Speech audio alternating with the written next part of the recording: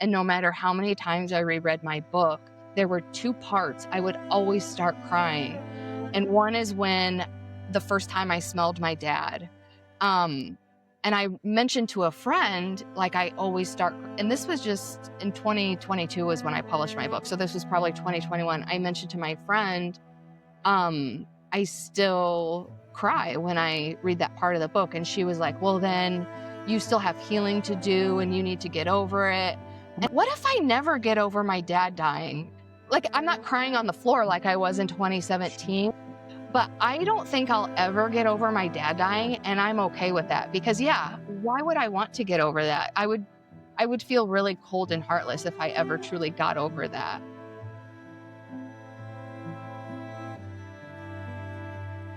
I lost my dad at 15 and my mom at 26. If you're navigating life without your parents, you're not alone. I'm Robert, and this is Unparented. The little kid within you is like, wait, my shelter is gone. Grief, in a nutshell, grief is love that has nowhere to go. But I don't think I'll ever get over my dad dying, and I'm okay with that.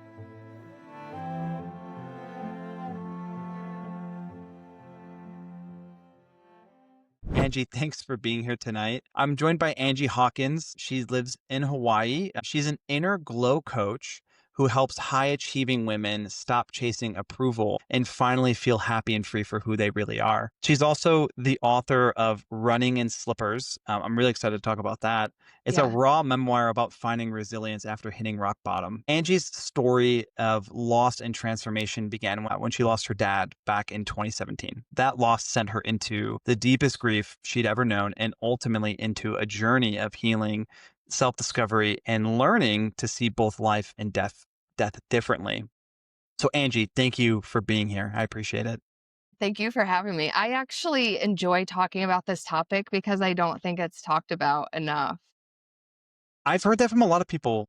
Especially, Yeah. I think it's talked about more, but when my dad passed away, it was not talked about. And I didn't know Really? anything about grieving. And that was just 2017. I lost my parents in 2005 and 2016. I mean, you lost your dad in 2017. I mean, this project was built, 15, 20 years later from all of that trauma, but I didn't have anything like this. There was not like there wasn't Right. anybody talking about it, right? Yeah. And then if you go online, it's like the 5 stages of grief, which is, I Yes. think it's so ridiculous. And I found so confusing because I just assumed it was supposed to be linear and it wasn't. So I Sure, did. yeah. But it's been so interesting because I've met so many interesting people who've talked about a lot of different ways around grief, and they're all from therapists to grief counselors and just regular people who they just work a regular 9 to 5, but they've also lost their parents and just talking about and discovering ways that they've dealt with grief. And so the whole purpose of it, right, is for us to bring to light people's stories of their grief, and then also trying to understand how are people dealing with it. And then for those that are going through it, they have a place to go that they can hear other people's stories of how they're going through it. But what I love talking about the most too is people that have built something out of their grief. And you're one of them. Yeah. And before we get back into your story, I would love for listeners to really know about who you are today. Like, who are you now? We were talking about this earlier, but what does life look like for you in Hawaii, and what fills your days? Yeah, I feel like I've had a complete identity change in the past year because I was working in corporate America, and through my healing journey, I did enough work on myself that because I lost my own identity for a long time because I was a people pleaser. I call it a dysfunctional overachiever because I think there are healthy ways of overachieving, but I was not doing any of those things. So I just lost my identity for a long time. So when I started my healing journey in earnest about 5 years ago, I just started doing all this inner work and became aligned to who I really am for the first time in my life. And I realized how disjointed I was from corporate America and all the politics and how much I had to mask who I really was. I basically quit cold turkey. It wasn't as simple as that. I think the universe was pushing me out because there were signs along the way and I was ignoring them. And then I finally was moved to this team and my manager was super toxic and I was like, okay, I think this is the kick in the butt that I needed. Yeah. Yeah. So I started my own coaching business because I'm so like my life has turned around so much because of the work that I'm done. And I know a lot of other women struggle with what I was struggling with like that chasing and performing for external validation. So I decided to help women transform the same way I did to stop seeking external validation and basically validate yourself and have that inner Yeah. love so that you don't even need anything outside of yourself. Yeah. I love that. What does life look like for you in Hawaii? So people have this misconception. I feel like people think, in the Barbie movie, how Ken just beaches, like that's I've his job. never seen the movie. I've never Okay. seen the movie. Well, for people who have like beaching is basically Ken's job. I feel like that's the perception people have of me. I actually, for the most part, I do have a very normal life because I have a job, so I work a lot. And then also, there are normal life responsibilities like running errands You and mean doing those exist in laundry. Hawaii? I Yeah. had no idea. I thought it So was always just a big vacation in but so I have about as much free time as everyone else. However, complete upside of living here is because one of my values is I do at least one thing a day that brings me joy. And so that thing for me is surfing. So I surf almost every single day. And so that's how my life greatly differs than most other people. But I love surfing. I love being in the ocean. Yeah, okay, so that's interesting.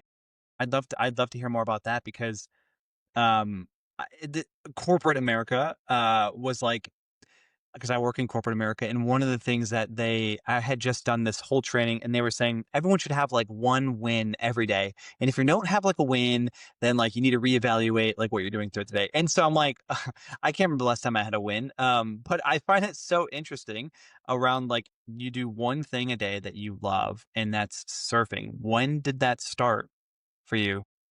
That was actually the upside of COVID for me because I'm originally from Chicago. So when I first moved here, and I still have a lot of a city person in me, but when I first moved here, I was especially still a city person.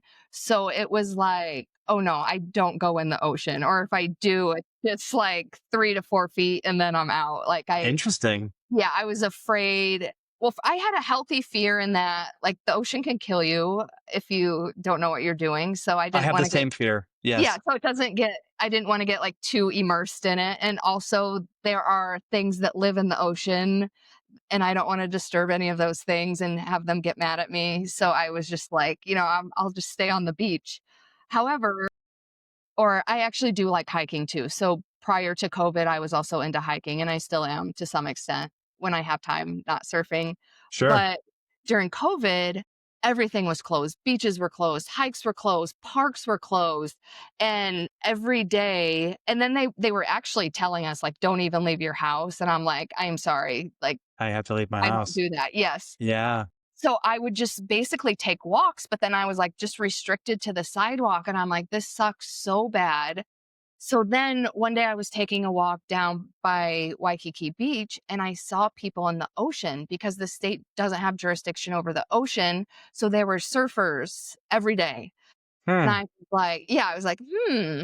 So I was like, Yeah. okay, if I learn how to surf, then I can legally Go in the enjoy water. the Yeah. outdoors. Yeah. So I had taken a surfing lesson the year before. And so technically, like surf schools and everything were closed, but I had his phone number. So I texted him and I'm like, hey, can you give me underground lessons during COVID? And he did. And here's the other magical thing about this situation is because I don't know if you have heard of a fixed mindset and growth mindset. So I used to be very much a fixed mindset. So if I wasn't immediately good at something, it was just like, okay, I'm not doing this anymore. So surfing is definitely like that because I was not good at it at all, Sure. but there was nothing else to do. So I just kept doing it, kept doing it, kept doing it. Mm. And we had restrictions for a pretty long time. Like it took like a year before I finally started to see progress within myself. And then I was like, I actually like this and want to get better. But I never would have stuck with it for that long if it weren't for COVID and all the restrictions. So How weird it, is that, right? We're yeah, like, "Oh, so glad we had COVID. I learned how to surf." Right? You know what I mean? Like, some people are like ruined my life, yeah, and it other was people, horrible in they're other like, "Who ways. would have But thought something good would come out of COVID?" Right? yeah, because I love surfing now. How fascinating. That's Yeah, awesome. You do it every day? almost every day. Yeah, Okay. I don't know much about surfing, but I do find that very fascinating. I mean, I mean, it is, when we lived in Colorado, we only lived there, for 6 months, and it was only a couple of years ago, so it wasn't during COVID or anything, but, like, around fixed mindset and all that is, I picked up rock climbing, and something for me was, I've always been, like, deathly afraid of heights. Just yeah, at like, I love to fly, but if like, I hate roller coasters, I hate heights in general, and I started rock climbing in a gym, and then I was like, "This is kinda boring, I wanna go outside." Like, I just wanna be outside, and it was a mild winter, in Colorado Springs, so I found a couple people on Facebook, and they were like, "Yeah, there's no snow, like, I'll go rock climbing," and I was like, "Cool, like, let's go outside." And I like bought all my gear, like outdoor gear, and I just learned how to rock climb outside. And I mean, I don't know how you can tell if you're good at rock climbing because I assume I'm good if I can get to the top, I yeah. I assume I'm think if good you're at not rock climbing. falling, you're good. Yeah, like if I don't hurt myself or hurt anybody else, I feel like I'm probably good at it. But I mean, I spent 3 months probably at that point, 3 4 months, and I rock climb almost every day. Such a passion of mine too. Unfortunately, when we moved back to the East Coast, it was very difficult to find rock climbing outside, so I don't Yeah, get to do it as often anymore, but that's so fascinating for you, though, that you picked up surfing. yeah. Wow, okay. Now it's like I'm addicted, like I was saying earlier. If I move somewhere else, it would have to be somewhere where they're surfing. That's a Yeah, non-negotiable for me. sure. Yeah, no, I mean, well, because if you look back at what it's done for you, Yeah. it's like, how can you not want to continue to do something like that that's had such a huge mental benefit for you? Yeah, and well, first of all, there's the just like the feeling, like it's good for my mental health because it brings me joy, but also just the whole overcoming challenge aspect, yeah, has been good for my growth mindset. And Mm, there's so many transferable life skills with surfing. I love it. Like you might actually appreciate that. There's this concept, I think it's called, is it called the surfer's mindset? But basically, there's a lot of not catching waves in surfing. I used to have a Garmin surf watch, and for every hour that I was in the water, maybe 10 to 12 minutes of that was actually spent surfing. So interesting. people make fun of surfers because it's such a high effort, low reward sport. But that feeling when you're on the wave is so amazing. Like that's what makes it worth it. So the surfer's mindset is because that feeling on the wave is so enjoyable and so precious. You're not thinking, the wave's going to end, but you're not thinking about it. You're just enjoying the moment on the wave. And then when it ends, you're not upset because there's always more waves that you can paddle for. We need I to always bring that into, like, our normal day to day then. Yeah, and there's Right. so many concepts of surfing like that. Like, that's an amazing mindfulness concept that you could bring into your day-to-day life. Sure. Wow. I'm gonna have to research that later because Yeah. I feel like all these things, they all sound so much alike, and I hear them, and I'm like, "That sounds like something that I feel like I should already be doing that." Yeah. Do you know what I mean? Like, you hear it, and you're like, "I feel like I either am already doing it, and I didn't know it was called that, or I should Yeah. probably be doing that because that would probably be really, really, really great for me." But fascinating. So I'd love to kinda just switch gears and, like, I'd love to just rewind and Yeah. kinda go back to 2017 because that's kind of like when everything really shifted for you, right? Yes. I'll actually go back even a little further. So, Sure. to my childhood, and I normally don't go into this much detail about my personal story because as an adult, I understand why my parents were the way they were, but as a child, I could not make sense of it. So I felt differently about it. So as a child growing up, both of my parents were extremely emotionally unavailable, but my dad, I don't know. In hindsight, well, he was definitely an alcoholic, so there was that. He was physically present, but then he would just come home from work, drink and watch TV and go to bed. So he wasn't really there. So he was emotionally unavailable in that way. But I also think there were other issues. For example, in hindsight, I do think he was depressed, but like looking at my adult lens, it's all in memory now. So it's hard to go back and really identify all of the reasons why he was that way.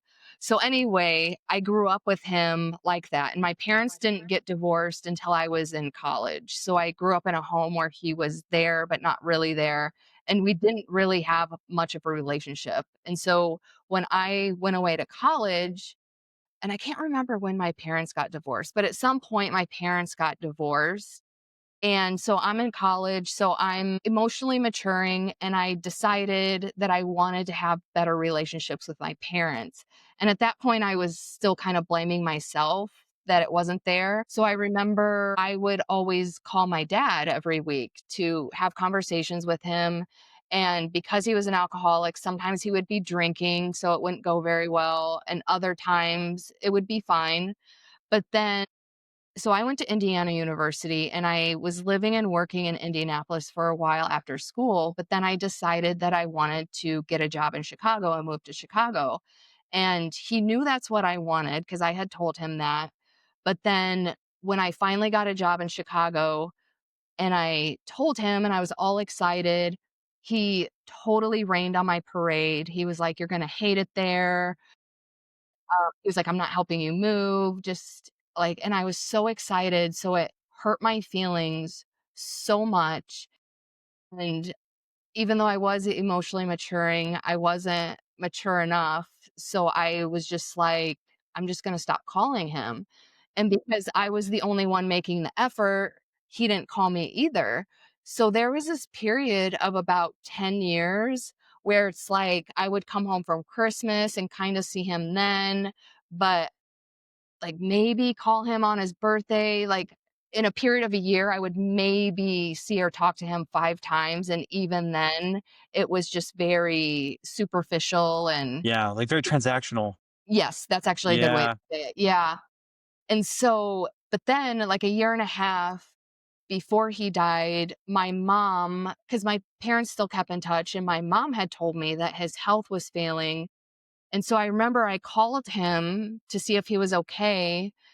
And again, like, his health wasn't good, he was probably drinking, but, like, he just didn't seem happy to talk to me, and he seemed Mm, uncomfortable. So I left the call with just, like, it was just hard because I felt like I had always been the one making the effort, and so it's hard to be on the receiving end of like, "Hey, I'm making this effort to be in touch," and yeah, him just not being receptive to that. So that hurt my feelings, and so then, of course, I didn't talk to him again, and then I remember when my mom called me and told me that he passed, it was just I think it would have been hard regardless, but sure. just the fact that I had barely talked to him in 10 years, it just like I was so guilt-ridden that I Mm, actually ended up going to a psychic medium because I was like, "I just have to know that he doesn't hate me." Oh, and that was another thing. In the period right after his death, I would smell him because he was a smoker and I could like all smokers have like their own they scent. do, yeah. So when I was smelling it, I was like, "Oh my god, it was him." But I thought he hated me. So I was like, I thought that's why he was visiting to like haunt me because I didn't know anything about this stuff at the time. Sure, yeah, So I went to this psychic medium because I was just so distraught with guilt and I felt like it was all my fault that we didn't have a relationship. yeah, And I remember, like, the first time I went to his house after he died, like, he didn't really have anything that I wanted or needed, but I wanted to take something. So I took this, like, high school sweater that he had from his closet just to have something of his. yeah, yeah, And the psychic medium well, first of all, she kept calling me Ange, which is exactly what my dad would call me, and she wouldn't have known that. And then she was like, "Did you take a jacket from his closet, or what did you take from his closet?" And I was like, "Nobody else would have known that, right?" sure, So yeah. I was, like, hooked, and so then she told me, like, "He understands that you had to take a break from him, whatever," and she was like, "You can still keep in touch with him."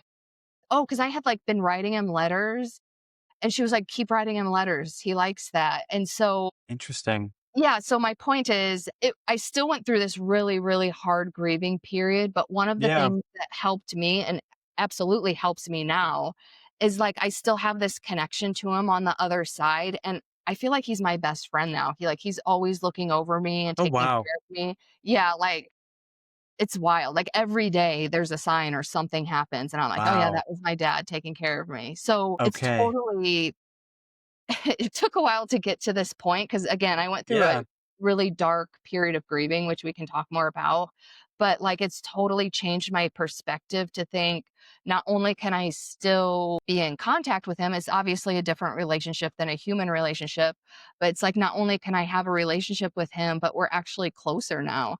And Mhm. another thing about that, I was just talking to a friend about this a few months ago because that's been very healing for me because my dad has been showing up for me in a way that he never did when he was alive.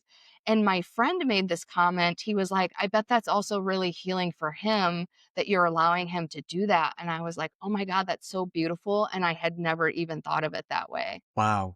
Yeah. Okay. Yeah, that's a lot. Hey, everybody. Before we get back into it, I want to share something I've been quietly working on.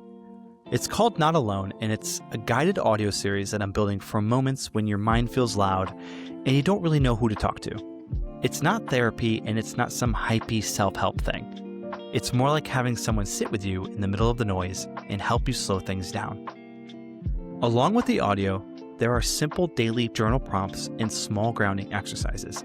Nothing heavy, just a few thoughtful questions or practices you can come back to each day to get things out of your head and onto the page, or back into your body when you feel stuck. It's still in progress, and I'm taking my time with it because I want it to feel right. But I want to let you know that it's coming because a lot of what I talk about here connects directly to what I'm making. If that sounds like something you'd want to hear more about, I'll share updates as it comes together. And if nothing else, just know this project exists for the same reason this podcast does. You're not broken, you're not behind, and you're definitely not alone. And I didn't No, even get to all the it's no, details. no, that's amazing. No, it's great. That's what we want, right? We want to. Yeah. I want to hear these things, and it's really good for people. I know that that's good for people to talk about these things. So, kind of like rewinding into the childhood, do you have like looking back on it now? Do you have any idea why he was so emotionally unavailable for you? Actually do suspect some things because after he died, he had 3 brothers. One has now since passed, but one of his brothers who lives in Minnesota, he came and he had started on a family tree and he never finished it. And so he gave it to me. He would see if I was interested in reading about it and maybe continuing on. But it's interesting in his immediate family growing up, and I never even realized this because he never talked about any of this stuff. So he had 3 older brothers. He was the youngest, but the 2 older brothers, there was like an 8-year age gap between the second oldest brother and the third oldest brother. So it was almost like because my dad would have been a child when they would have been 18 and moving out of the house. So, and he never liked his 2 older brothers. So I think there was some kind of like dysfunctional thing within his own home. From what I know about his parents when they were alive, like they were just very stoic and like I would go as far as to say unloving, at least outwardly showing. So I think there was just some dysfunctional stuff in his family of origin. And then, of Yeah. course, because he was drinking. And again, I think he had depression issues. So that was just exacerbating anything else that he had going on. And we are products of our parents, Yeah. like in a way, right? So somebody who grows like if your father grew up in a very, I mean, you put it unloving and potentially an unloving home Yeah. to unavailable parents, that's like what they see that they imprint that on themselves, and then they have children. I don't know you that well, Angie, but you seem like a very loving person. So it's like, Thank you. but Yeah. but it is so interesting too because like relating this just to relate this is my wife and I, we both feel the same way about like when I think of my childhood, my mom was an alcoholic and she probably also did drugs. My parents ended up getting a divorce when I was like 11 and my dad had custody of me and my sisters and so he was like our sole parent at that point and we really were estranged from my mom, but It's so fascinating because I hear a lot of these stories, not just from the podcast, but just people that I know where when they're having children that like maybe you've heard this as well. This new generation of like parents are totally different than the generation Yeah. of our parents or of our grandparents, where like emotionally unavailable dads is like it's not a thing. Like dads now are so involved in their Yeah. kids. And I think about this with my so I have 2 daughters, one is 4 and one is 7 months, and I think about that a lot of like, I can't recall, and my brain has just blocked it out, or it never really happened, but I can't really recall a time where, like, my dad would just sit and play blocks with me or, like, play kitchen with my sisters, right? Like, it just, like, didn't seem like that was something that they did back then, and it's just so different now. Yeah. I don't know about you, but my parents never even hugged us or said, I love you. So sad. And as an adult, I brought that up to my mom, and her response was apparently there was this book written in the 90s about hugging and loving your kids. And she was like, well, that book didn't come out until the 90s. And I'm like, first of all, do you need a book to tell you Yeah. that? Second of all, I was still like, I didn't graduate high school and go to college till 98. So I don't know when in the 90s this was written, but there was still time to read it and implement. So Yes. Yeah, you had still had all this time to still love me, you know, like, and, like, physically love me. Yeah. Wow. What I guess, what is it like growing up in a home of just being emotionally unavailable? Like, what was that like growing up for you? for me, I spent a lot of time in my bedroom because I felt like if I was in the rest of the house, I wasn't really free to express myself because it would annoy my dad, it would annoy my mom. So it's like I can just go in my bedroom and dance and listen to music and do whatever and just be me. So that was kind of my safe space. Mm. So that just became what I always did. And yeah, like to your point, I don't remember like playing games and stuff with my parents or like, and that was another thing when I went away to college. Because I don't even think we ate dinner together, really. Like, so there How wasn't interesting. really any formal interaction. And I remember when I went away to college, my mom got mad at me because I wasn't calling home. And it's like, well, we didn't really talk when I was at home. So what are What we do going you to talk expect about? from me? Yeah. That's so sad though. Yeah. Yeah, how sad is that? Yeah, I always do find it very fascinating because the way that we treat our children now is completely different than the way that we were treated as kids. The things Yeah. like the rhythms that we have set, the rituals and the rhythms that we have as a family are just it's so interesting because when we tell people like I was just talking to another guest a couple days ago and I was telling her like at breakfast and dinner time we always light like a candle and it just signifies like it's dinner time and we're here as a family. We're going to be intentional. It's just like it's about intentionality, right? Like we Yeah. want to and we have small children, so it's like we want to be intentional about the time that we're spending with each other. So like breakfast time before work and before school is like very intentional. It's like we talk about our days, we light a candle, we eat breakfast together, and then at dinner time, we sit, we light a candle, we eat, we talk, and like that's just what we do as family. But I would never have thought of ever happening as like a child. Yeah. And I look back and I just think, man, that's so sad to like because the memories that we have of our parents, and it's not their fault, right? Yeah. Like it's not their fault that's just how they were raised, and that was maybe the culture of what it was back. And I mean, I'm a '90s baby, but like, is that just what the culture was? I guess, but I could never even imagine doing that as a family now. Yeah. And even if it was the culture, Be counterculture a little bit, you know? Like, well, I don't know. I just find it so weird. Like, I don't have kids, and I honestly think it's because, like, I had to emotionally caretake for my parents when I was little. So as an adult, it's like, I just want to be mhm. free now. Yes, yeah. So I don't have kids, but I can't imagine having a child and not wanting to spend time with them or talk to them or whatever. So Mm, yeah, I get it, but I don't get it. yeah, yeah. It's tough. It's tough when you look back at it now. But you had said that about what was it, maybe 3 months later after your dad had passed away, that people were just expecting you to just get over it, to just be over it, right? But you were like you had mentioned you were nowhere even close to being over it, right? Like Yeah. what was that like for you? So that's the reason why I love conversations like this. Yes, because we live in a just get over it society, which I didn't realize until my dad died. So yeah, like the first few months people are like, "Oh, how are you doing?" blah blah blah. And then after that period, not only do people stop checking in on you, but when you're still upset about it, I never had anyone explicitly say this to me, but it's like they're kind of like, "Well, like, why are you still talking about it? Why does it still bother you?" And Yeah. so, yeah, like around after the 3-month mark, I started thinking like, is there something wrong with me? Why am I not getting over it? Which sounds ridiculous, right? My dad died. Like it's not going to Right. take 3 months to get over it. And in some ways I'm still not over it. It doesn't affect me the way it used to, obviously. But even now I feel like there's Instagram accounts about grief. Like this was in 2017, even though it's not that long ago. That was back when Instagram was just pictures. So there were no grief accounts where people were talking about this. Like I said, Food. It was just yeah, food photos. basically. Yeah, this is what you're right. That's what Yeah. Instagram was in 2017. That's exactly what it was. So there was definitely no conversations about grief.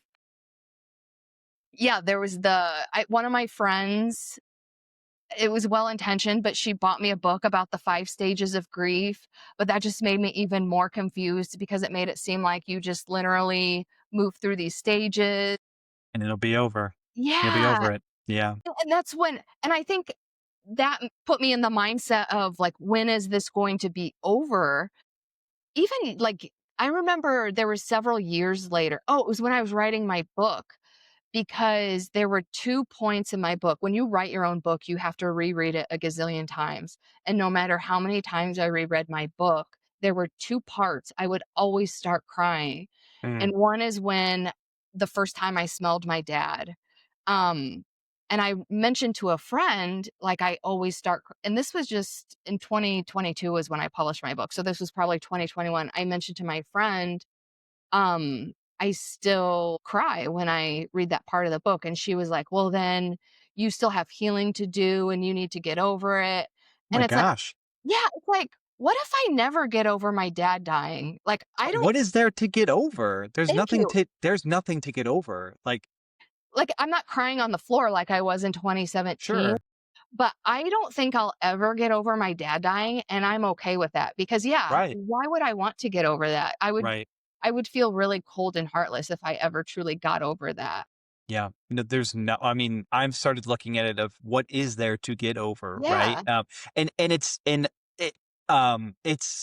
It is so crazy because we were talking about this earlier, like nothing like this existed. Like these things, grief accounts on Instagram and TikTok, like those things just didn't exist back then, right? And I had met with I had met with another girl. Her name is Becca. She was on another episode of mine, and she reached out to me and she had listened to my first couple episodes, and she had told me that she had always just felt that she was the only one that's ever gone through something like this. that's how I And felt. and it's not necessarily like you like logically you know that you're not the only one who's gone through something like this. But what it is, and what I was just even telling my wife about this a couple days ago, was the reason why we feel like we're the only ones is because nobody else gets it. Like nobody else Yeah, understands it, right? Like not everyone has lost a parent, so they just don't get what it feels like. Um, and it's unlike any other experience in your life, so it's hard to explain. Right, and you also have people who've never really dealt with loss at all. Maybe they lost, like, their True. dog or their cat, Yeah. right? Like, maybe their cat or their dog died, and that's very sad. I'll be very sad when our dog dies, right? But, like, Yeah. it's totally different. I mean, this is somebody who raised you, whether Yeah. they were there for you or they weren't there for you, right? Like, you look back and you're like, "That's still my parent." But that's what I was explaining to them was, like, kind of like you when you read that story in the book, there's a part of my story where if I like, I mean, I wouldn't do it now, but if I'm just talking to my friends and I tell them about the night that I told my dad goodnight and we said goodnight to each other, like that story will just make me cry. And again, this was 20 years ago. And so it's like, I, I know for a fact that there's nothing I haven't processed, right? Like I Yeah. have definitely processed this in 20 years, but it's like, you just wouldn't get it. It's just one of those things like you Yeah. just wouldn't get it. Because to me, it's like, yeah, of course you would still be sad about that moment. Like, what's not to be sad about? Right, right, and it's like the world wants us to move on Yeah, because and another way that someone had told me is the world wants us to move on because it makes them uncomfortable. So because agree. if they feel uncomfortable, they don't know what to do with it. So they're just like, "Well, I don't know what to do with this, so you just need to get over it." And I'm like, that's such a selfish thing for someone to think of like just because you don't know how to process I know. and what to do with the thoughts and the feelings that you have doesn't mean that I need to get over something that's traumatic in my life about loss of my parent. Yeah. Those Isn't are that all, like, insane? amazing points, yeah. And also on the point of feeling like you're alone in the experience, that's exactly what inspired me to write my book. That's how I came up with the idea for my book because Running in Slippers, it covers a 5-year period of my life starting and actually, I left this part out. I went through a breakup right before my dad died, so it was, like, 2 major things to grieve about, so that made it even worse. Yeah, So it starts when my dad died. It takes you on this roller coaster train wreck journey for about 5 years. But anyway, it's really vulnerable. And the reason I wrote it that way is because I had this idea when I was in this grieving period after my dad died, because I felt like shit. And I would go on Instagram and see everyone being all happy and, oh, this is my perfect life. And I was like, I cannot be the only one who feels this way. Like, because I think you just made this comment earlier. It's like you're not seeing anyone go through it, but you're logically thinking like I cannot be the only one with this experience. right. So Yeah, the idea for the book was like I want to write about all the shitty things that happen in life because I think that would be really relatable versus going on your social media. right. And also social media is so fake, Yeah. right? Like, Even now, it's even worse with like the yes, filters and the yes, edits and yeah. all of Well, it. because people post snippets of their day or snippets of their life, but those snippets, it's not even that they're fake. It's like you caught like a single moment before some like their day was probably terrible, but they Yeah. whether they're an influencer or they just want to like be oh hey look at my happy life.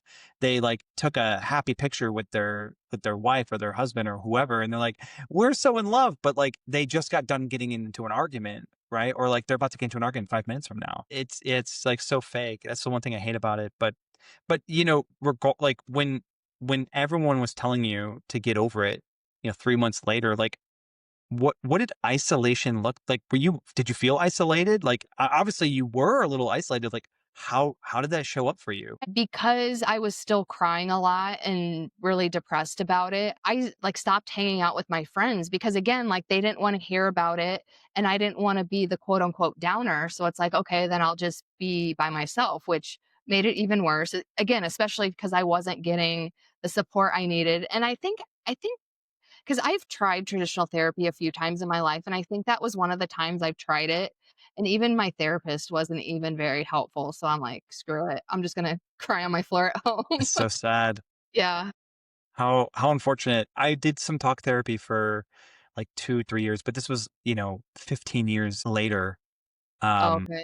and it was helpful, but I also believe that like and I experienced this is that talk therapy is great, but it only goes so far. Like you can only go so far before you're just kind of rehashing the same thing, you know? Yeah. Well, my frustration with it, it's like we could have a conversation and it's like, yes, I understand what you're saying. This all makes sense. I feel better in the moment. But then I would leave and it's like, but what do I do with this information? Right. Yeah. Like how am I applying this to my day? And that's why eventually, because when I hit my rock bottom moment in 2020, I was like, I need to get help and I know what has not worked. So I actually invested in myself and hired a coach. And he taught me how to like we would have conversations, but then he would be like, and this is how you integrate it into your life. Yeah. And Yeah. again, and that's why I love being a coach because it's like we don't just teach things. It's like this is how you integrate it into your day to day life.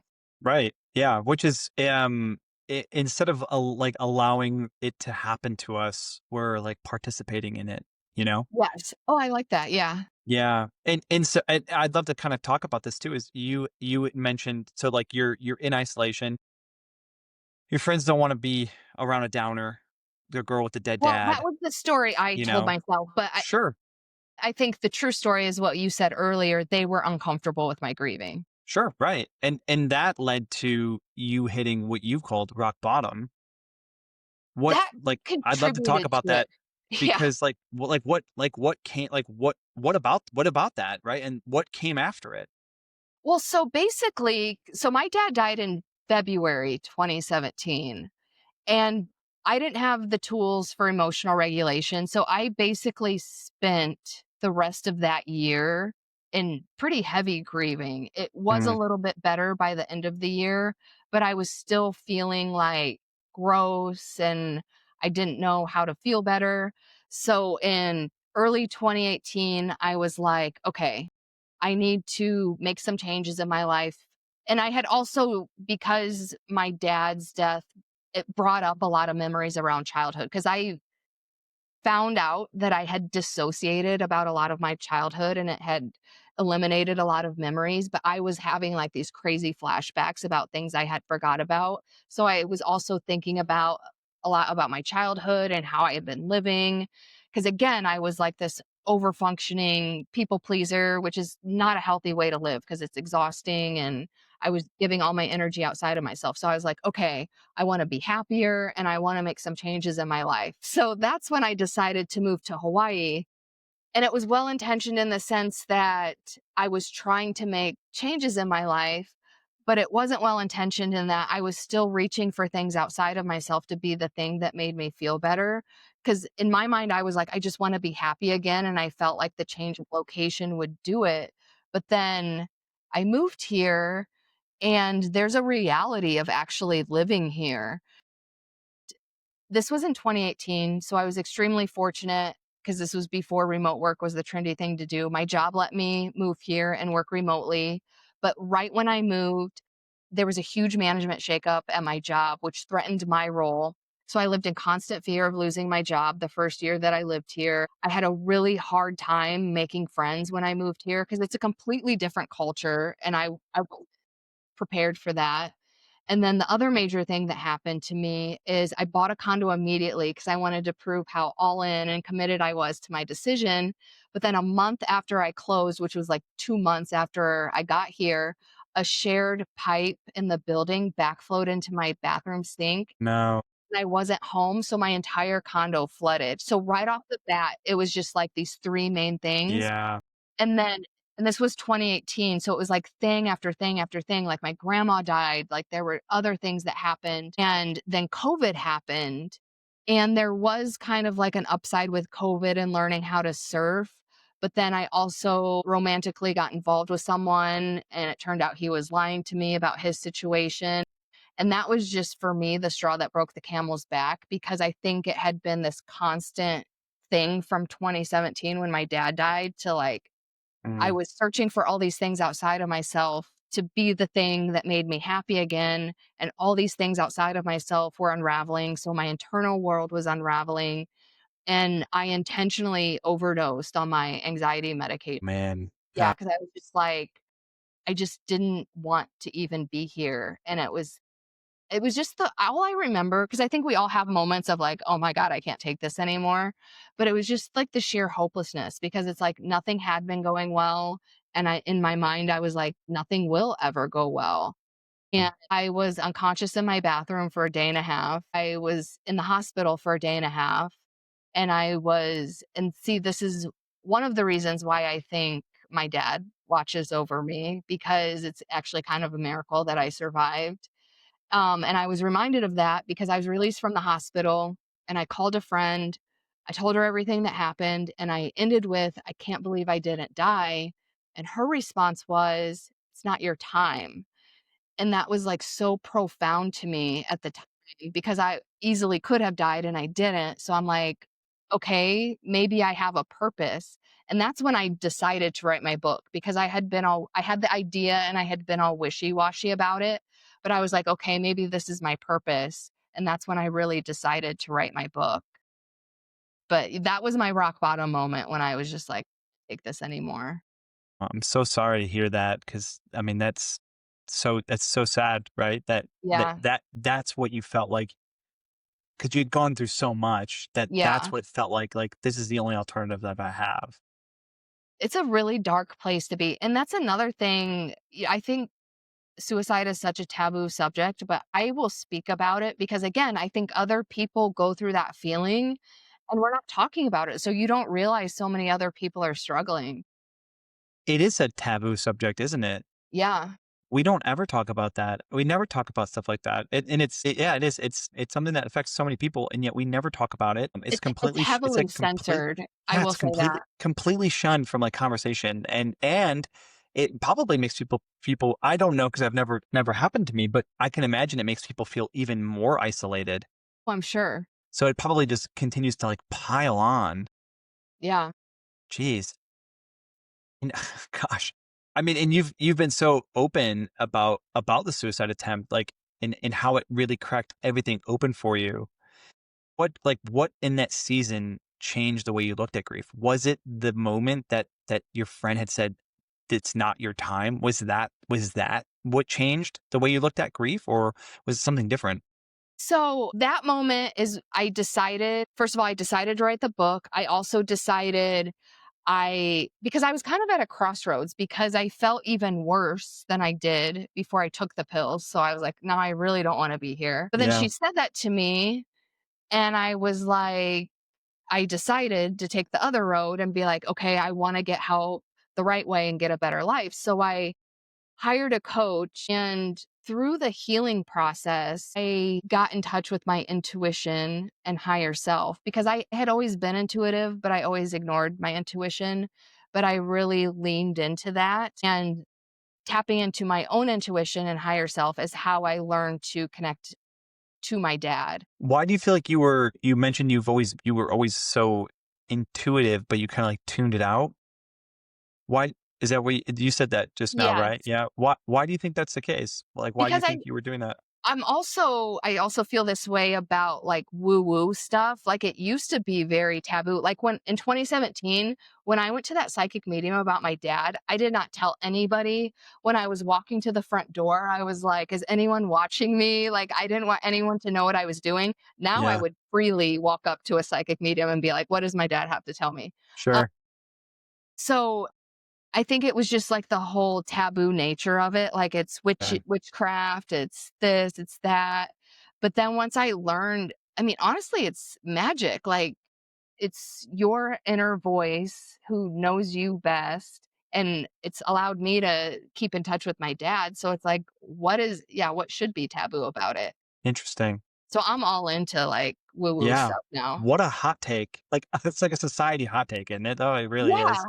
It's Yeah. funny though, because a lot of woo woo stuff is actually based in physics. So Mhm. it's like, why is it so taboo?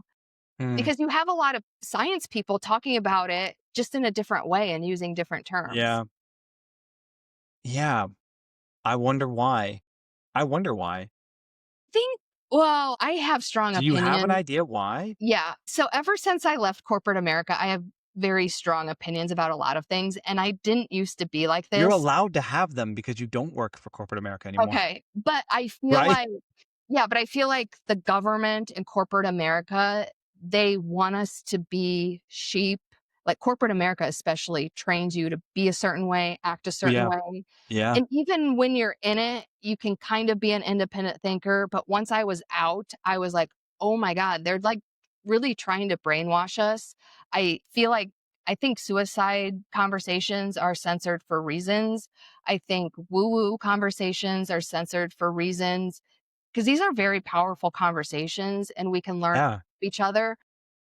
And again, I didn't used to be this kind of person, but I don't Yeah. think they want us to unite and be strong together. They I want would us to turn completely against agree each with that. other.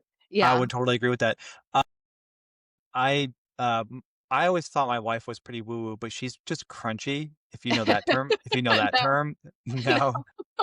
Hey, you have to look it up later. I'm sure any of my I listeners trust me, I who will. probably are crunchy, they're probably laughing about it, but yeah, that's a terminology. I always thought she was woo-woo. She's just pretty crunchy, but it is very fascinating. Wait, does crunchy mean granola? Because I have heard that. Or is it something I totally don't know different? what granola Okay. is. I don't know. Maybe it is. We I'll both have have to ask Googling her to do later. later then. I'll have to ask her later. No, but I mean, okay, like I'll say crunchy in the sense of like we drink raw milk, which is something that like people would find very crunchy because See, they're I like, call that granola, okay. okay, so maybe it is the same thing, right? Because they're Yeah. like, "Oh, raw milk's so bad for you," but it's like, really? Because it healed my was lactose intolerant. It healed my lactose intolerant. I don't know, like, but the whole I wish I had a government conspiracy podcast. I would have you on. Yeah, and I would be free to talk about it. This is another thing, I firmly believe the people who speak up about it do disappear, and I'm kind of at the point Okay, where man, I don't wanna disappear. no, see, I'm kind of at the point where, like, I don't care You're like, because one "Whatever, of take my me away." values is speaking my truth, so it's like, I'll Yeah, talk about it. I love that though. Yeah, but it's granola. I'm gonna bring that up tomorrow. Yeah, but I mean, getting back on track, Yeah, you called that you had said that it was like the dark night of the soul. Can you yeah. paint a picture of what that looked like for you? It's so hard to explain. Basically, I went through a 2-year period, and I think this is what led to my misalignment with corporate America, but I went through a 2-year period where I just questioned everything, like, "Why are we living like this?" And I got so disgruntled with how superficial everything was, even just conversations with people. Because I was, like, seeing this other side of the veil where it's like everything was so deep and you can see people's souls, and I'm like, "This is just so fake, and why are we living like this?" And I had this corporate job that paid well and had benefits, but it's like, "For what?" Like, I'm Yeah. tired all the time. So and I cried a lot. It's hard, I don't even know how to describe it, but I guess it's kind of like grieving. I was just kind of grieving knowing that this life is like, I call it a meat suit now, but that's basically what it is because you Oh, have yeah, a yeah. soul that is so much more meaningful than what you can even convey in this life Mhm. because again, like what I was saying before, like my soul wants to surf all day and go to the beach and do this and do that. But I'm an adult. I have a job. I have to do laundry. I have to go to the Yeah. grocery store. And I kind of get disgruntled with all of that stuff. And I was extremely disgruntled during that period. And yeah, there was this park by the ocean. I would just go there and cry for like 2 hours at a Wow. time because it's like, why Yeah. are we living like this? That, and I finally snapped out, and I wasn't hanging out with friends at all, and it was kind of on the tail end of COVID, so it kind of worked out, but even when things started opening up, I'm like, "I just don't even wanna be around people because I hate Mm. society, I hate what society stands for," and yeah, it was like a whole thing where I was just basically questioning life on Earth. Sure. Would you say that, like, that experience really reshaped your relationship with your dad? Yes, because and I also think part of the reason I was more in tune with my intuition. I feel like a lot of people describe near death experiences as like, oh, I saw the light and I saw this. Was talking to this person that died 20 years ago. I have no recollection of any of that kind of stuff. I was just completely blacked out. But the feeling of the veil being very thin, and do you know what that means? Because sometimes I say I that and do. people go, okay, Well, I'm a Christian, so I know exactly. I totally okay, understand. I totally understand yeah, it. And but it was also just I've read and listened to a lot of people talk about NDEs. I okay. find NDEs to be extremely fascinating. Yeah. I have a whole book by John Burke that he talks. Have you ever heard of John Burke? No. Okay, so he did extensive research on NDEs. He interviewed like Okay. well over 1,000 people, and he documents it in his book. Very fascinating. Okay. So it was like there was also this period right after my attempt where it was like I would see things and hear things. So it was like I was kind of like half in the spirit world, half in Yeah, this world. So I think that is what made me realize because again, I had always been intuitive, but I was ignoring it. But now I'm like, okay, this stuff is real. So yeah, yeah, yeah. if we're doing it, let's go all in. But It's so real. yeah, so that's what helped me connect to my dad because it's like, if he's right here, why can't I just take advantage of that? And that's another thing that I've learned, even though my grieving process was really long. But it's like when a lot of people, when someone dies, yes, that's sad and you should grieve, but it's not the end. You can still have a relationship with them on the other side. It's different. So, yes, you still need to grieve the meat suit version of them, but you can still, because we all have this gift, like you can still connect with them on the other side. 100%. Yeah. No, 100%. I would totally agree with you. And I think that's really good for anybody listening, whether it and it I think it doesn't even matter if it's a parent or it's a friend or it's anybody, right? Because Yeah. it's all related. There's we ha I I truly believe it's good for us to grieve. There's nothing for us ever to get over. Like, we Yeah. will always still grieve, but the way that I like to look at it now is, yes, I only had 15 years with my dad, but I'm going to choose what memories I want to hold on to Yeah. and which ones I want to like help shape my life. And the same thing for my mom. I had my mom for 26 years. A lot of it was turmoil and like sadness and Yeah. like, yeah, there's a lot of that in there, but there are a lot of really good memories that I can recall, and I'm like, okay, those are some good memories that I have. So like, I'm grieving, but I'm also able to still pull them. I could still pull them into my life. Kind Yeah. of like what you're saying about like you're able to like reach out into the spirit world and grab them and be like, hey, I'm going to bring you along with me. Like, why do I need to grieve that you're gone when I can like you're still around me, you're still with me? Yeah. So do you like actively communicate with your parents on the other side? No, Okay. no, I don't because I just no one's ever asked me that before, but Yeah, I'm no, I just don't. curious. No, I don't. I mean, no, I don't. There's very, very now and then I'll it's kind of be like, hey, dad, like I hope you can see how I'm doing, or like I hope, but like of course he does, like he Yeah. sees that, or like like a lot of people that I've had on the show, they're like, do you think like what would your parents be proud of? And I'm like, I don't know, like I hope they'd be proud of me for like X, Y, and Z. But of course, they're proud of me because they can see what's going on in my life, right? So like I believe that they can that they can see and they know what's going on in my life. But I don't actively like reach out to them. Yeah, I don't know why though. Yeah, I was just gonna say if you're not opposed to it, I recommend at least trying it. Yeah, I'm wondering if maybe I can like journal about it, like journal, like if journaling would be a form of that. Maybe. Well, because like I mentioned, I had started writing my dad letters, and then the medium was like, "Oh, he loves that." So every day, to this day, Yeah, I write my dad a letter. And it doesn't have to be like a letter. Like sometimes it's just a few sure. sentences. Yeah. Yeah. Well, because I tell a lot of people that maybe you experienced this. I know that I can't be the only one, but there's been so many moments where like I'm driving and I just like you have like a day, whether it's a good day or a bad day, and you just want to call somebody and be like, Yeah. hey, like how are you? Like what's going on today? Like I have so many instances where I'll just be driving if I'm dropping my daughter off at school or maybe I'm on the way to pick her up and I'm like, I don't really want to listen to music, but I wonder if like I wish I could just call my parents and just say, "Hey, how are you guys? Like, I hope you guys are good." And it made me think of I would love to start like I'd love to start like a hotline where people who've lost somebody Ooh. could call Yeah. and just say like I already have the Instagram created for it. I would love to have like a hotline that people could just call and they could just leave a voicemail to like their parents or if they're not even parents, it could be maybe a Anyone. grandparent Yeah. or a friend or somebody that they've lost and they could just Do leave it. leave them a Yeah. voicemail. I just think that that would be such a cool thing for people, like what a cool outlet for people to use. Because Yeah. I'm like that, like, I'm in the car, I'm like, "Man, I would love to call them, but I can't because they'll never hear the voicemail."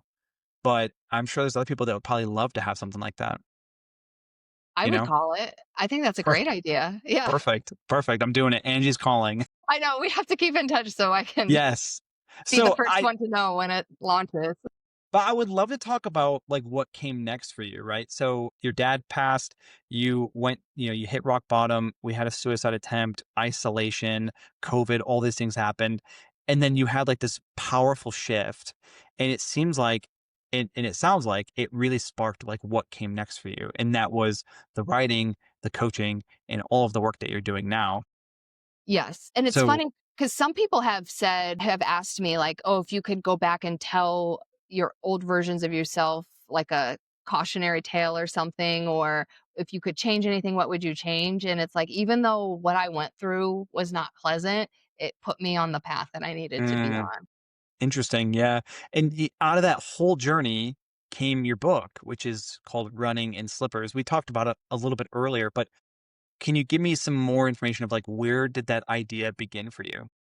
Yes, so the idea was sparked, like I said, in my heaviest grief, probably, like, within the 6 months after my dad died. because again, I was just seeing this huge disconnect between how I felt and what I was seeing out and about in the world. And not even just Instagram, but even in real life, everyone puts on their happy face. And when you ask someone how they're doing, they're like, oh, yeah, I'm fine. Everything's fine. And I Yeah. was like, this can't possibly be true. There's no way I'm the only one feeling this way. But at that time, so I had the idea for the book, but this was at a time in my life because people see me now and I'm like, yeah, I'm very outspoken. I'll say anything and Sure. I'll I'm put the same myself way. out there. But I was not that person back then. So it was an idea, but I was like, oh, I could never put this out in the world. So there was a period of several years where it's like I was kind of writing things for the book, but in my mind, I was like, I would never publish this.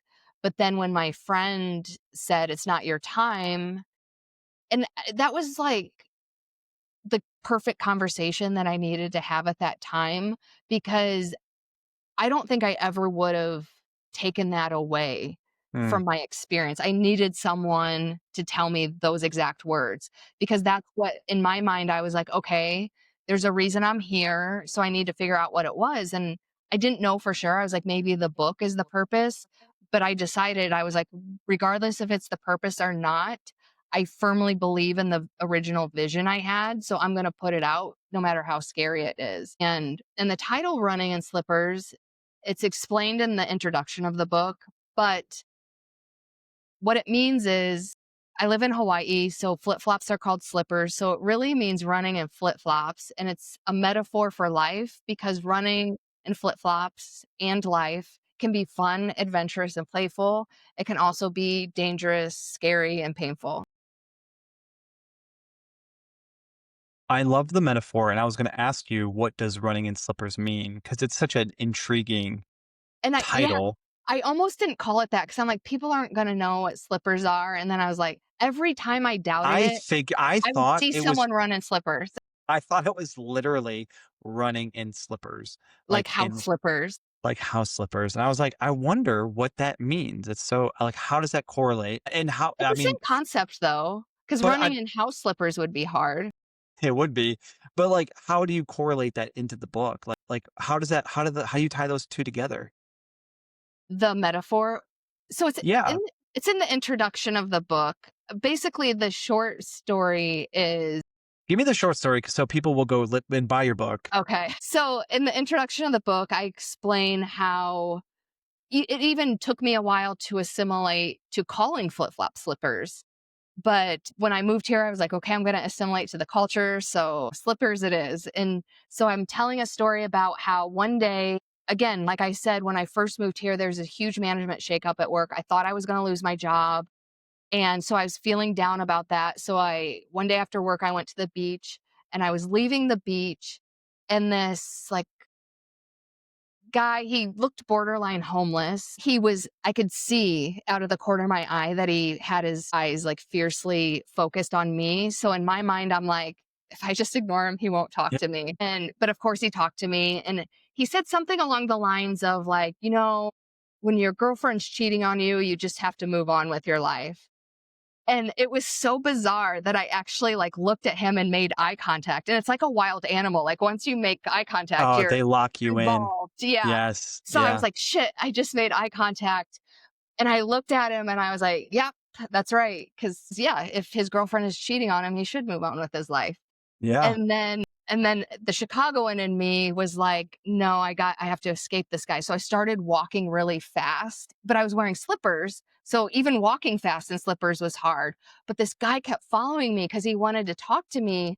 And in my Wow. mind, I was like, first of all, because I had explained all the struggles I was dealing with when I first moved here. So I'm already like not in a good mood. And now I'm like walking fast in slippers, which is not easy. And he's following me. So I'm like, shit, do I have to run in slippers? And just the thought of running in slippers like really got me down because I'm like, life is already so hard right now. I don't want to Yeah. run in slippers because that's going to make it so much more difficult. So Wow. that's the introduction of the book. That's the whole intro. Now you have to go and buy Yeah. Angie's book. I know I am because that's I love the way that those two connect. It's like so real and raw, isn't it? And when you think about it, and it's like in its fullest, like it is so raw and real. isn't it? Yeah. You Yeah, know? and I think you'll like it. So, because the beginning of the book starts in grief, and I debated on what if that was a good idea or not, because a good writer takes the reader into their emotions, and any editor or author or anyone would tell you, do not start a book like that. You should start it off happy and then go into the grief. But my story has a lot of grief interwoven in between. So I'm like, they need to know what they're in for. Sure. So it starts off in grief. And I don't want to say you would enjoy it. You would appreciate it because you Sure. know how it feels. Yeah. What was it like for you to put like these I mean, these are the rawest parts of your It life was and your story terrifying. into in yeah, like what does it feel like to put that into like you're putting this out into the world? But here's the funny thing, the worst moments of my life are in this book, like my dad dying, my suicide attempt. My worst mistakes are in this book. Like a lot of bad decisions are in this book. So in my mind, I'm like, oh my God, people are going to criticize me for being an idiot and all these bad decisions I made. You wouldn't believe, first of all, nobody has ever. The only criticism I've received about the book was the title because they were like, and it was on Goodreads. And I explained the They're like, title I in the don't first. get it. What does it mean? Yeah, I explained the title in the first 2 sentences of the book, and they were like, "I don't get the title." But anyway, It's too everyone bad. who's ever reached out to me about the book has told me this exact same thing happened to me, or that happened to me too, or I also made this bad decision. So it just goes to show that we're Mm, not talking about these things enough. yeah. Yeah. I mean, wh- do you feel like writing has helped you process your dad's death in ways that like talking or really anything else could? No, because like a lot of people have asked me, was like writing your book therapeutic? My answer is no, because again, you have It's to probably reread it. traumatic, if Yes, anything, right? it actually, I would argue that it re-traumatized me, especially the audiobook was even worse because there's something about speaking your story out loud. I was reliving every Mm, single experience, and I was crying at parts I wasn't expecting to cry. I was actually like depressed for several years later. So I think the thing that really helped me with my dad was that dark night of the soul and really being connected to the other side. yeah. And the book eventually became the foundation for like the work that you're doing now, the coaching Yes. business, right? How did Yeah. that unfold? How did that start? How did that come about? Well, because I had been on the side when I had my corporate job, I published the book and then I was doing local workshops. A lot of the themes were like Instagram versus reality, but we would talk about a lot of the themes that, like, for instance, my coaching program is called Shine from the Inside because it's based on this concept that we're all born with a light inside of us. And as we go through life, society or family systems or whatever slowly start to dim that light, and I feel like a lot of self help stuff is marketed as you need to fix yourself or you need to change yourself. But really, all you need to do is rekindle this light inside of you. But anyway, so a lot of my local workshops were also based on that concept. And then, as I mentioned, I started having ideas. Actually, what happened with the coaching, I was working in corporate America. I went on a hike one day, and there's this hike. I do it at least once a month. So I've done it a gazillion times. But this particular day, I was like seeing flowers that I had never Huh, seen before. It was just like a totally different experience. And I just had this like insight, like you should be a coach and call it Shine from the Inside Coaching. huh. Like it was this whole epiphany, but that, and it was so magical. Yeah. And I go home and I'm like, no, no, no, but I need my paycheck from corporate Sure. America. Yes. No, I understand the feeling. Yeah. I totally So get that. I kept blowing it off, but then, like, the signs were undeniable. Like, I would have conversations with people or something would happen, and like I mentioned, I got transferred to this team at work. My manager was so toxic, and it was almost as though the universe was like, "No, this is your path, and if you don't do it, we're gonna make you do it." And I've already had enough experience with that, so Yeah. finally, I was just like, "Fine, I'm doing it," and Wow. I And quit that's my how it job. started. Yeah, Wow. started Okay. coaching. And now you're coaching women that like how you were. Like they're high Exactly. achieving, but they still feel like they're not getting enough. Yeah, because when you're reaching for things outside of yourself, you are never fulfilled. And I know that from personal experience. And I also know from personal experience when you rekindle that light and, for instance, like I said, like do things that make me happy. And you can have a corporate job that you don't like and still rekindle your light with things that 100%. you're passionate about. Yes. You just have to change your mindset that you're not, because for me, I used to be on the rat race ladder of like, oh, I have to do this, I have to do that. Otherwise, I'm not whatever, because we all have these stories in our head. Hmm. But when you believe in your own worth and you only need to validate yourself, that's where the true happiness and fulfillment comes from. And Yes. I never Yeah. understood that.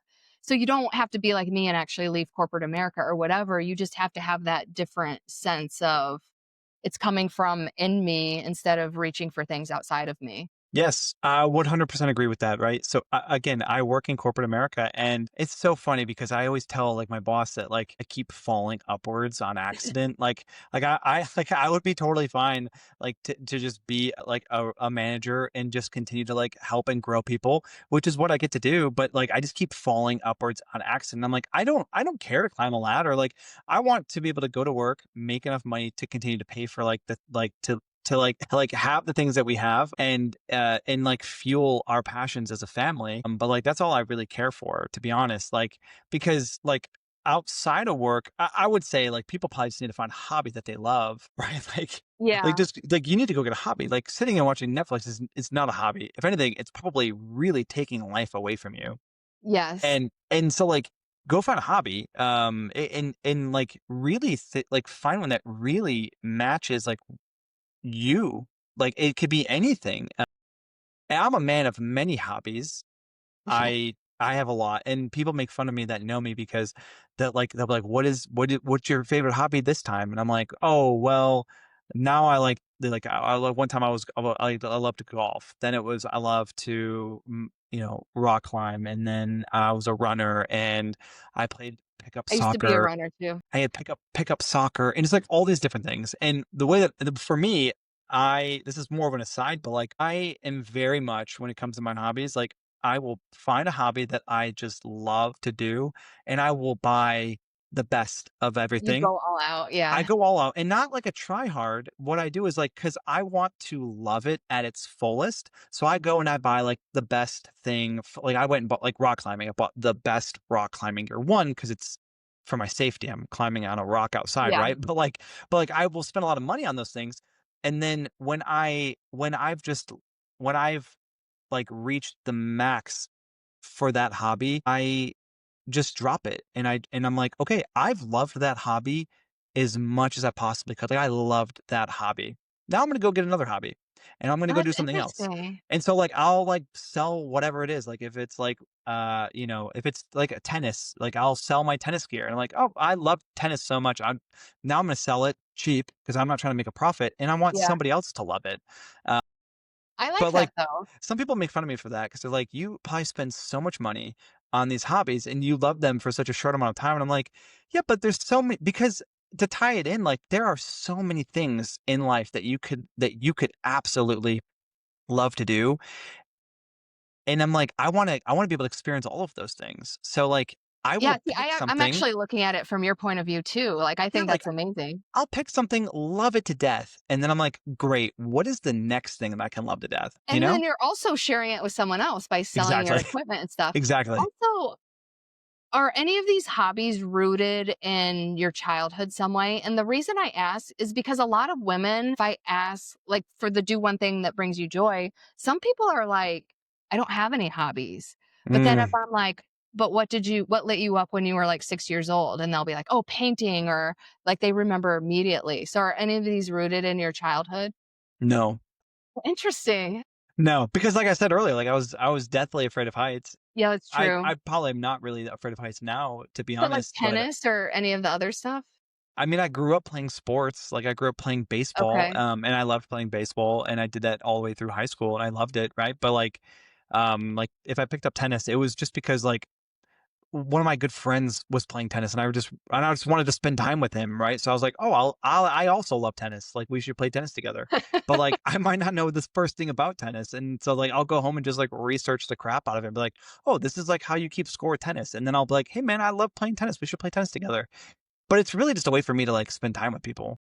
Yeah, see, I'm looking at it also from that, also like a growth mindset because you're continuously learning about new things. Yeah, I don't Yes. see anything wrong with switching out your hobbies. No, but what I have feared, again, this is totally an aside, is that with that though, and I'd love to know your thought about this, just totally like random, is like because I'm like I might go from hobby to hobby or like thing to thing, I never become an expert in it. Yeah, Right. that's So the like downside. you're like, I'm good at this, but I'm not an expert in why, right? So like I'm always like, yeah, but I want to be like an expert in something. Because not that it defines me, but it would never define me, but I'm like, I would love to be an expert in this one thing, but just have a ton of hobbies. You know what I mean? Kinda because I used to be a runner too, but I think that's how I burned out because I always wanted to get better, and unless you're a professional You never runner. are. Yeah. Yeah, so Yeah. I would argue, like, unless you make that thing your profession, I don't think you ever would be an expert. I, yeah. No, you're probably right. Yeah. Maybe I can get as close as possible and then, Yeah. I mean, yeah, you can get maybe. close, yeah. Yeah, I could probably get Or close. you have to, like, have a realistic limit on what Yes. expert means to you. Yeah. Well, everyone's definition is different, right? Yeah.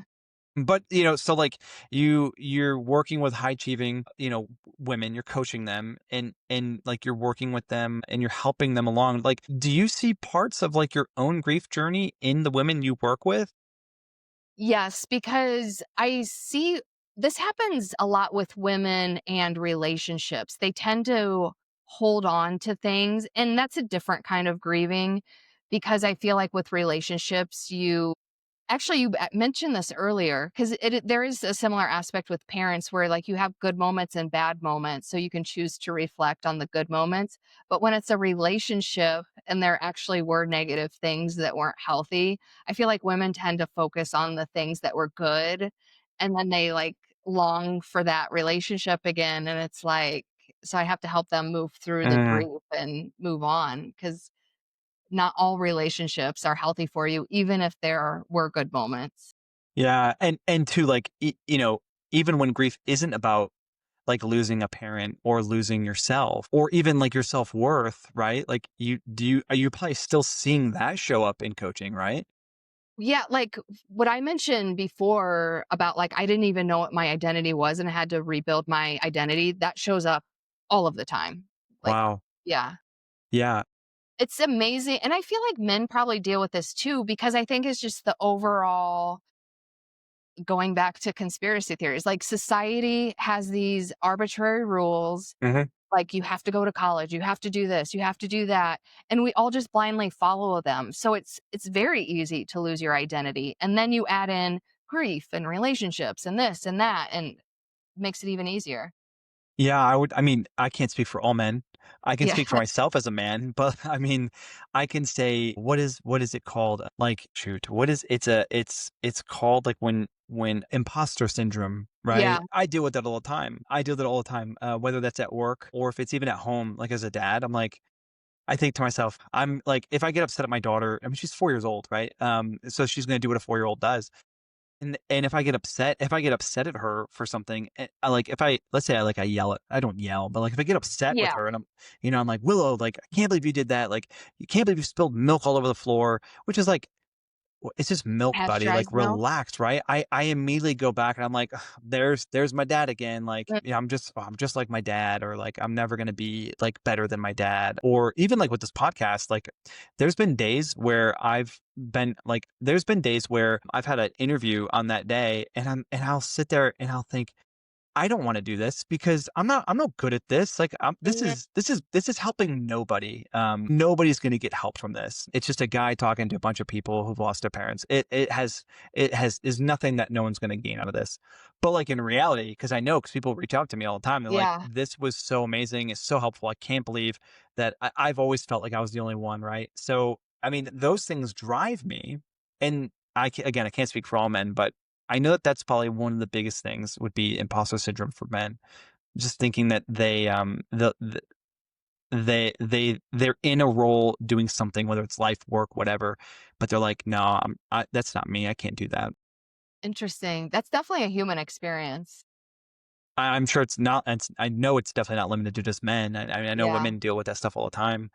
Uh, but like when you're walking with your clients, so like you're walking with them, you're coaching them. How how is it helping you heal in your story? It's helping me heal to be able to give back to people and help people because I struggled for a very long period of my life. And to be able to give that gift back to other people is extremely rewarding. Yeah, I can imagine how rewarding it would be for somebody who's gone through something I- as traumatic as what it is that you've gone through. I can imagine how rewarding it is to help other people who, I mean, because you probably like they're opening up themselves to you. So like you're understanding what they're going through, and you're Yeah. probably finding ways to relate. Like you're probably relating that to what it is that you've gone through, and so you're like, oh, well, like I know exactly what you're going through. Yeah. Let me help you. A lot of people make the comment. I get various versions of this feedback, but like I feel safe or I'm comforting to talk to. And I honestly think it's just because I'm so compassionate because people can say almost anything. And it's like, yeah, I've been there. So I know what it feels Yeah, like. but what a breath of fresh air that is to be able to, I mean, I could speak on just this conversation, like very safe. It's a safe space. Like it feels Yeah. very safe, but also you're very relatable to me. I know it. But, like we've gone through the same kind of experience, but you have so many experiences that you've gone through that people can relate to, and so of course people feel safe and they feel that they feel like they're being listened to, and that it's actually something that you've gone through versus like you sit down with a therapist, they've probably never gone through what you've gone through. Maybe they've worked with other people who've gone through what you've gone through, but they don't have firsthand knowledge and experience of what it is that you've gone through. But you have that with these women that you're coaching. Yeah, I think that plays a huge role in it too. And I try not Sure. to make it about me, but if I feel like it's helpful to be like, yeah, I've done that too, or this is my experience with that, I will throw it out there. Yeah. And do you feel like you see death differently now than like you did before you lost your dad? Absolutely. Okay. Absolutely. Yeah. Can you expand on that? I think there's two aspects to this because I see it differently in that when I'm relating to other people who have lost parents, because in my corporate job, I had this girl who worked for me. She knew someone, their parent died, and she was like, I don't want to reach out because I don't know what to say. And I was like, Ash, I need to tell you a secret. I was like, before my dad died, I felt the exact same way.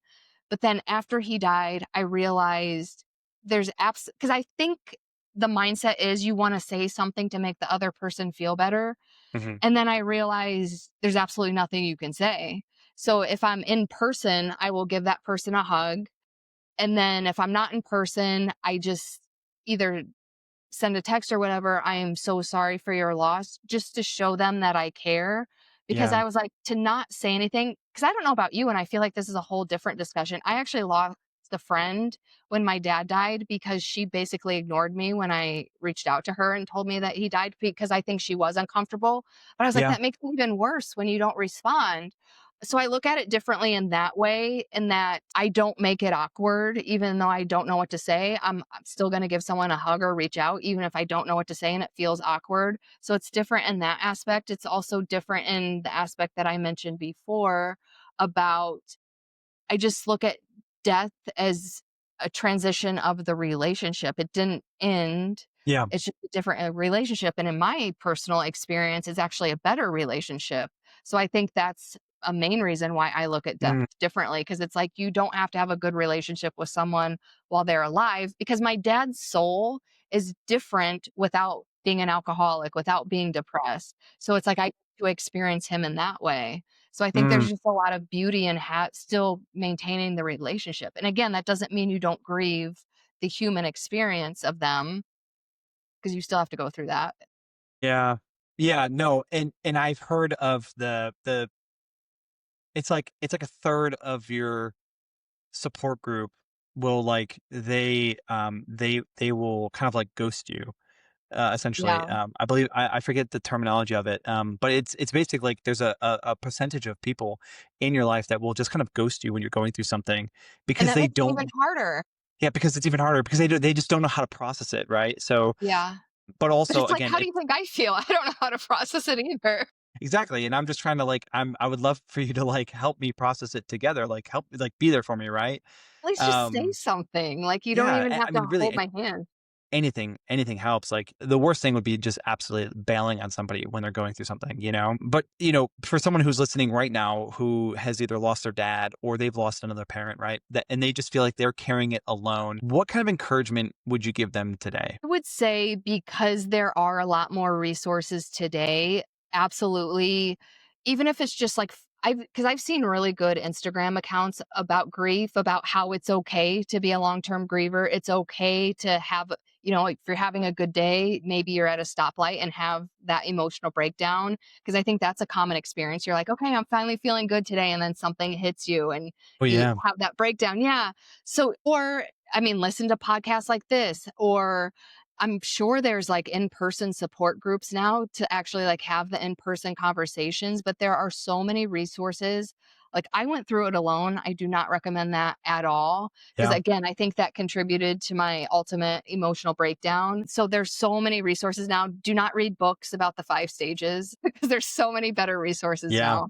Yeah. Find your tribe is one of the ones that someone had told me, you know, if like Yeah. find your people, find a group of people and just like love them and they will love you back and they will help you through it, you know, like but it's really about finding your tribe. Yeah, find your own safe spaces Yes. where if it's 9, 18 months later and you're still upset about it, it's okay to still talk about it with them. Yeah. Yeah. And then as far as book goes, for those that want to go deeper, where can they go find running in slippers, not sleepers, and connect with you online? Yes, so my website is runninginslippers.com. I consider that my brand. So there is information about the book. It's on paperback, Kindle, and audiobook. And there's also information about my coaching. I do offer a free call for new clients. It's a 60-minute call. So we will talk about whatever you're struggling with. And the entire goal is to get you help. So we will work through as much as we can on the call. If there's more work to do, I can give you information about my coaching program, and if my coaching program is not a good fit, I know other coaches, I have other resources. The whole goal of the call is to get you help, and because your audience could potentially be people grieving about their parents, please feel free to reach out to me. I am not trained in grief by any means, but I am happy to talk to you and point you to other resources because, again, I think it's super important to get the help you need when you're moving through that time. Yeah. Very helpful, very powerful as well. So I just want to say thanks to Angie for coming on. Thank you for Yes, thank you sharing your so much. story. I know we ran over, so I That's apologize okay. for whatever you had next, and but I thank you for taking the time. I think the way that you've taken grief and you've really used it to transform yourself, and not only yourself, but you're really helping it to help others. I think it's extremely powerful. So like I just want to say kudos to you and thanks for doing that. And for anybody listening, I hope that this conversation reminds you that grief doesn't have to have a timeline. It doesn't. There's nothing for you to get over.